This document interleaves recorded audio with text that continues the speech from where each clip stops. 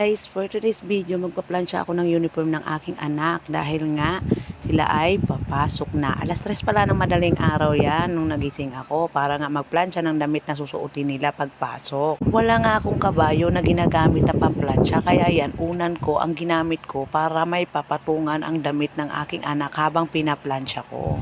Diba para-paraan ang mga Pinoy. Napasok lang pala nila ako nagpaplansya kasi kung paplansyahin ko pala yan kaagad is na makukusot pa rin siya. Kaya ang ginagawa ko, tsaka ko sila paplansyahin pagpapasok na sila para hindi naman makusot. Nakabihis na sila, papasok na pala sila niyan, inaantay lang nila yung mahihatid sila ng papa nila. Maaga nga nguwian ng aking grade 1, kaya ayan, andito kami ng aking anak para sunduin siya. Ako nga lang sana ang magsusundo kasi sabi ko dyan sa bunso ko is mainit, kaya wag na siya sumama. Ay talagang makulit talaga. Wala nga daw siya kanya magbabantay. Kaya isama ko na lang daw siya. Andito na nga pala kami guys. Nilakad lang pala namin ang eskwelahan ng aking anak dahil sobrang lapit lang naman dito sa aming bahay yan. Tsaka ayun na ayaw ko talagang kasama itong bunso kong anak kasi kung ano talaga makikita niya, naku po, lahat talaga tinuturo. Kapag hindi mo mabili ang gusto niya, ay talagang masisira ang mukha. Talagang sirang-sira, hindi mo talaga mapipinta kung anong hitsura talaga ng mukha niya. At ito na nga guys, nakarating na pala ako dito sa room ng aking anak. Ayan na nga tuwang-tuwa at dumating na raw ang sundo niya. Kasi kanina pa raw siya naglalaro, pagod na raw siya. Ang tagal ko daw dumating. Minsan naman kasi kapag nauuna ako magsundo na wala pa sa tamang oras na sinasabi ng teacher, talagang naiinip ako mag-ihinantay. Kaya ang ginagawa ko, kapag sinabi ng teacher na ganong oras, nilalampasan ko ng 10 minutes or 5 minutes bago ako pumunta doon.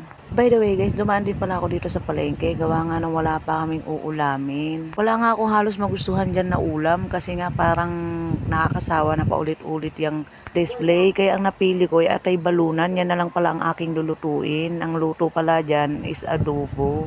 Ayan lang din naman kasi ang alam kong luto dyan sa atay balunan. Kaya ayan, inumpisahan ko na guys siyang gisahin. Pagkatapos ng ginisa, ayan na nga guys, luto na. Dahil nga gutom na ako, ayan na, dumiretso na nga akong kain. Yung tipong mainit pa nga siya ay hindi ko na pinatawad. Talagang diretso subo. Kasi ang ugali ko guys, kapag kumulo ang akin tiyan, kailangan ko na kaagad talaga subuan ng kanin. Salamat sa panonood!